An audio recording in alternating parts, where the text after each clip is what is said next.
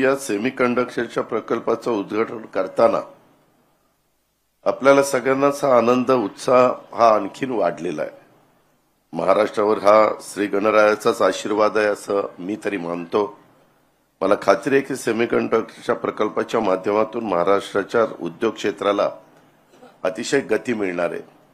मला तो दिवस आठवतो। असंच एकदा माझ्याकडे घरी राजेंद्र चोडणकरजी आले आणि माझी पद्धत आहे की कोणी आलं त्यांचं काम त्यांनी सांगितलं तर ताबडतोब त्या विभागाच्या मंत्र्यांना किंवा त्या विभागाच्या सचिव महोदयांना फोन करायचा आणि मी आमच्या हर्षदीप कांबळेंना फोन केला आणि त्यांना सांगितलं की असं असं राजेंद्रजींचं काम आहे, आपण इंडस्ट्री विभागाने त्याच्यामध्ये लक्ष दिलं पाहिजे। ते म्हणले दादा काळजी करू नका, मला भेटायला सांगा। आणि राजेंद्रजींना मी त्यांना भेटायला तिकडे पाठवलं।